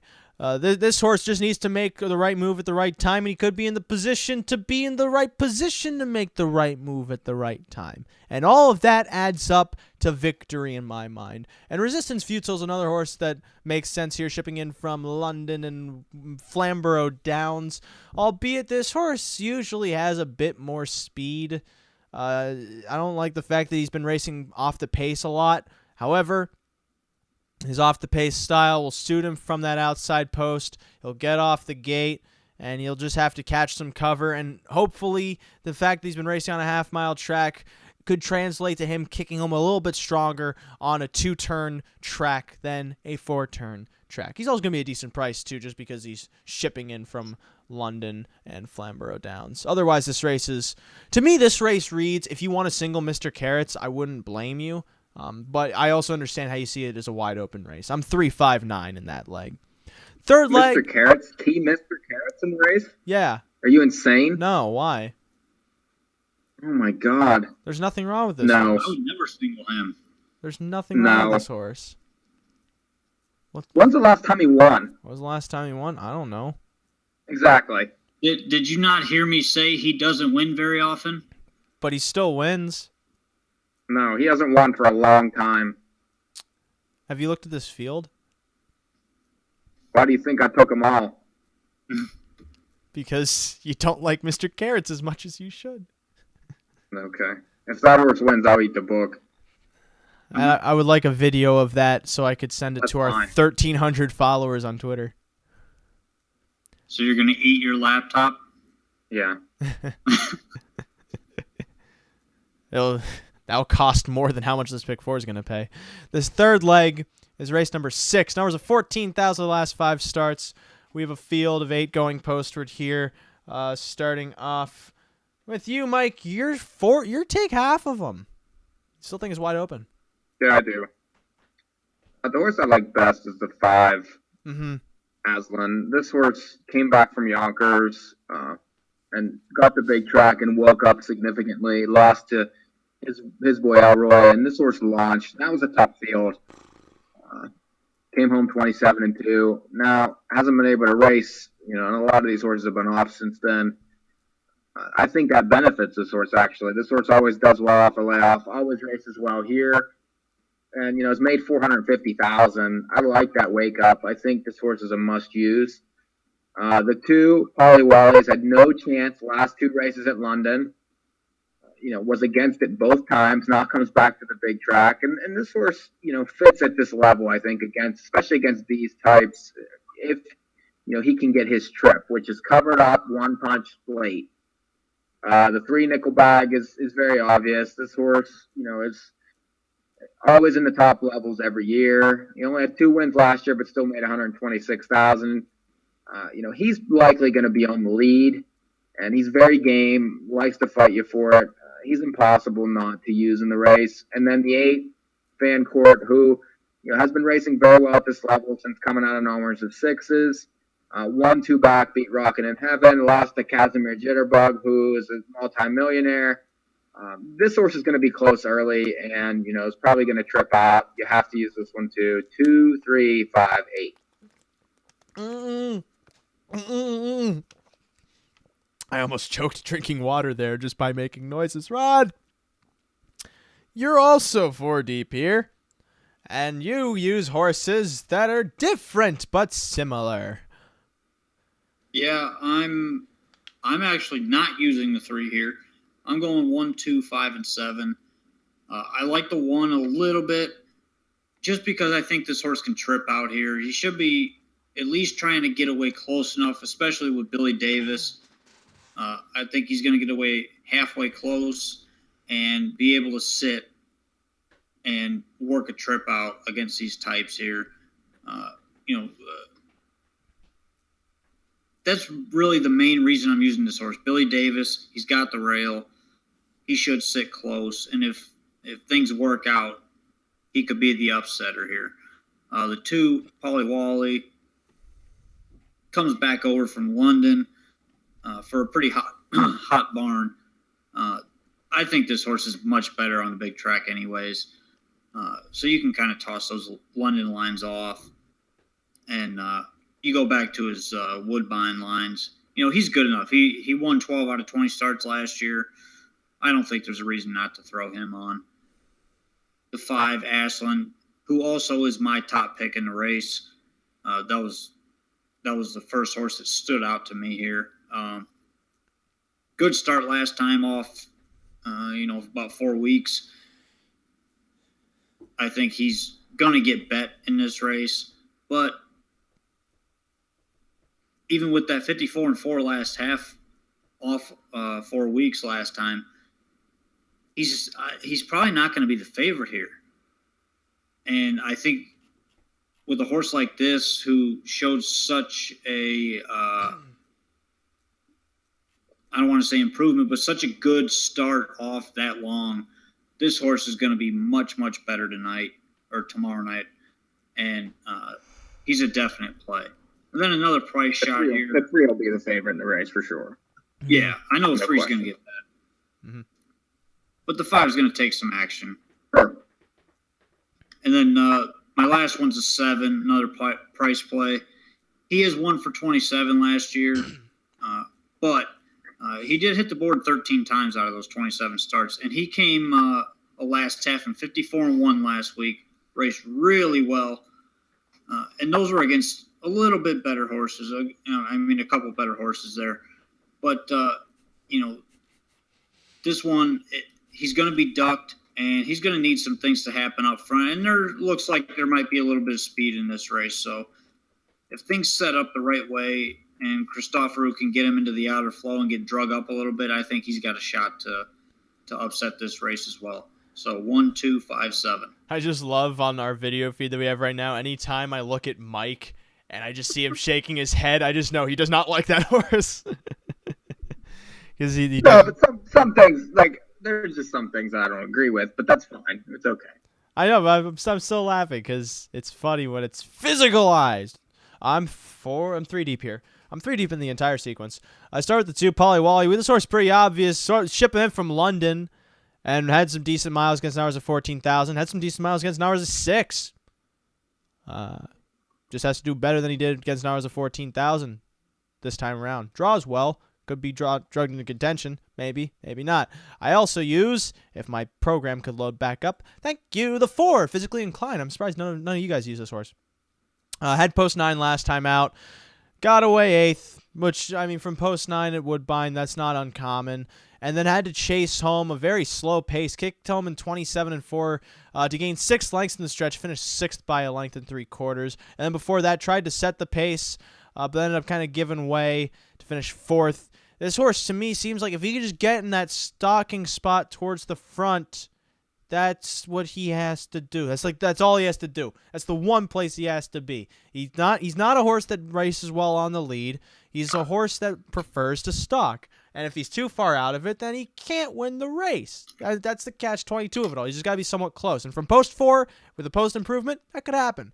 And then I take the 5, Aslan, who we've all mentioned. This horse makes a ton of sense. Was interfered with, too, last time in his first start in a month, shipping up here. At 45 to 1, kicked home strongly to finish 2nd to much better. This horse just makes all the sense of... This is handicapping school 101. This horse would be a contender. And just by saying that, he's probably not going to win. But that would be a surprise because this horse looks really sharp coming into this race. I'm 2, 4, and 5 in that leg. I'm not a big fan of Nickelbag. However, at the same time, I don't like Nickelbag for the same reasons I didn't like PL Ichabod tonight at the Meadowlands. And PL Ichabod won the race. Don't know how. But that's a different track. This is Woodbine. He won. Good for him. This is the final leg of this sequence. Is race number 7. Hours of 21,000 in the last 5 starts. There's a 25,000 on the line. 9 lining up here. Mike, you're 4 deep. 4 deep. The one Fool Me Once has been racing strictly preferreds. Last 6 starts, it's been facing Easy Lover Hanover, who has been dominant. Drops down and definitely faces lesser types. I think, is going to be bad. This is Moreau, McNair. Hard to leave out. He just, but not necessarily so obvious that, I would single. Mr. Sensi looks very similar. Drops from upper levels, same connections, gets wad. This horse, a lot of times needs a trip to win, but, when the horse does win, usually pays a little bit of money. I like the drop here. I'm going to use that one.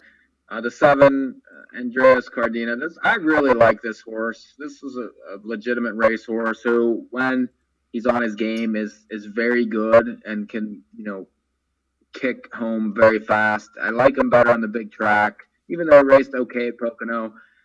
If you remember this horse earlier last year in the spring, this horse was beating preferreds, at Mohawk Woodbine.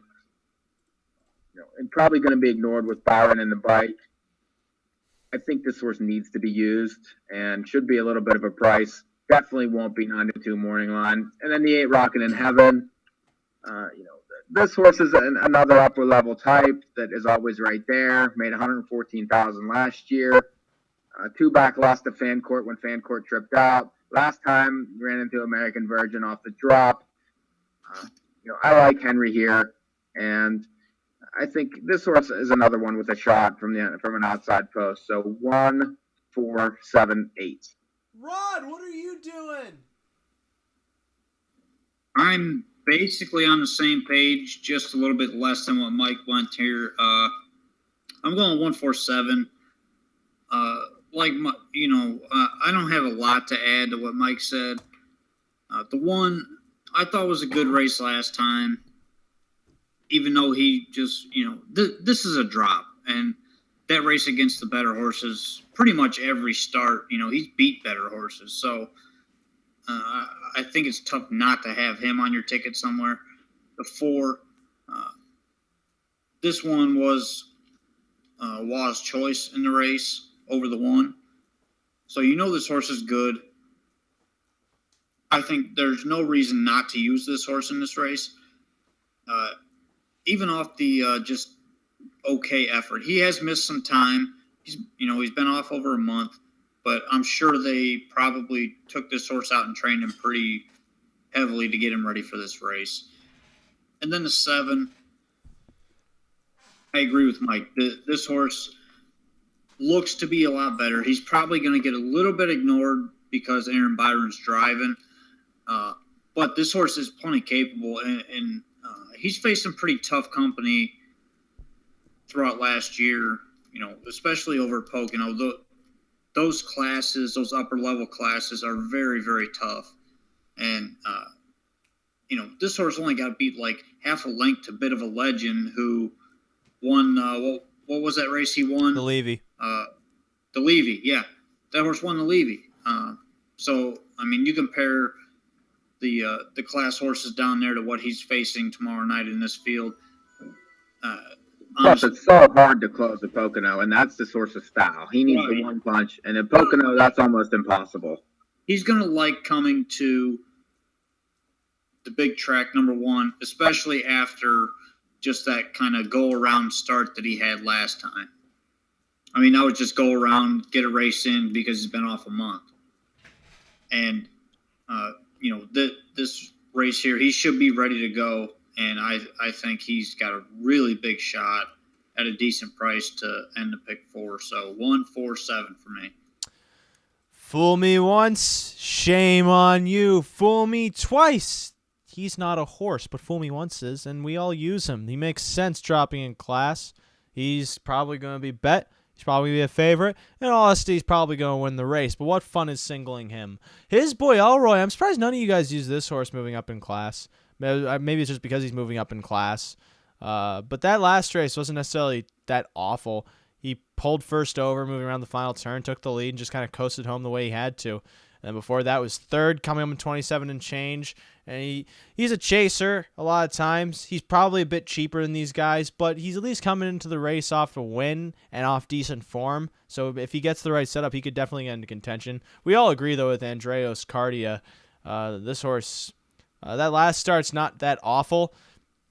And especially that being his first start since a 6th scratch and his first start shipping north. And in a month, there's a lot of exceptions that this guy deserves, and excuses as well. Excused exceptions, you might even say, but accept excuses you must. That's a different accept, folks. Those are called homonyms. But Andreas Cardia, I'm not worried about the outside post at all. This horse took play also in his first start up here. He was 6-1 going to post, even with Aaron Byron in the bike. And Aaron can send a horse if he has to. Any driver can send a horse if they have to. Bob Denazzi can send a horse if he has to, and we all love Bob Denazzi. But Andreas Cardia has class. I'm kind of just saying the horse's name because I have nothing else to add. We've talked enough about already. This horse has back class. This horse has form. This horse should improve. It's as simple as that. Don't make me talk any more than I have to. As much as I'd love to, I don't want to. I'm done. I'm sick of it. 167 in the last leg for me. My ticket then is this.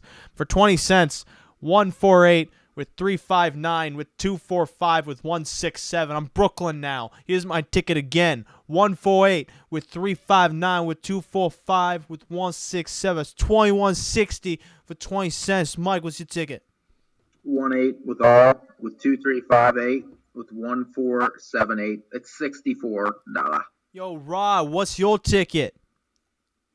1478 with 1589 with 1257 with 147. We did it, folks. Rod's ticket costs $38.40. Rod doesn't do the math on his tickets for some reason, so I have to do it. That's because I can do it in my head. You can't. You got to use a calculator.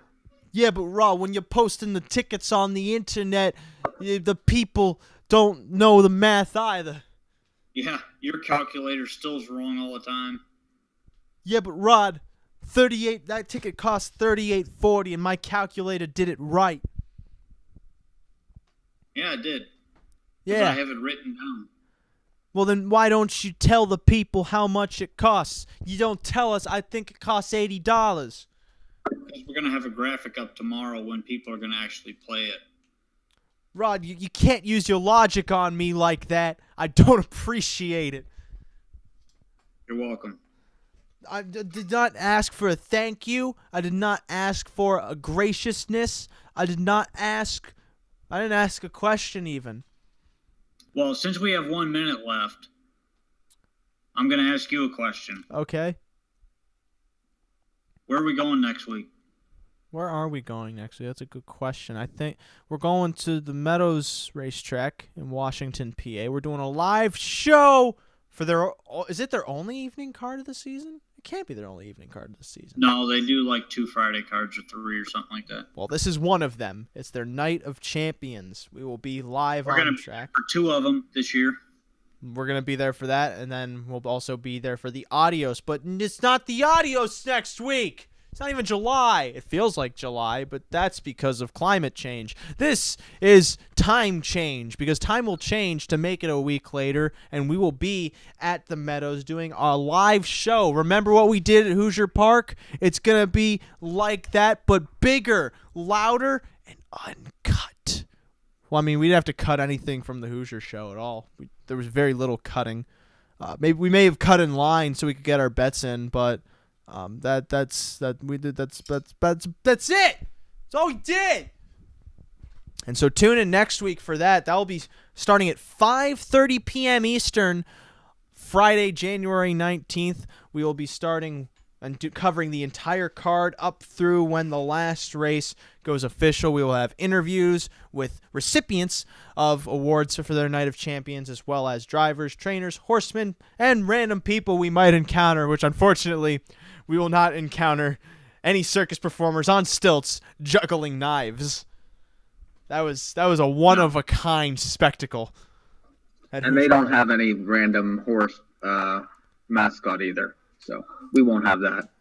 Which that we all know that's unfortunate, and we also won't have drunks prompted by their moms to interrupt live broadcasts. We don't know that. We might. No, we won't. Who goes to a racetrack with their mommy? With their mommy. You might. You probably did last year because you couldn't bet. No, I went with my daddy. There's a difference. Tune in next week for North American Harness Update live from the Meadows and see whether or not I get kicked. Everyone thinks I'm going to get kicked out of racetracks. I'm actually very well behaved. See if I don't behave, which I will because I'm a good-mannered Christian boy. Until then, I will still be that. Mike will still be Mike. Rod will still be Rod. And we will still be North American Harness. I hate that ending.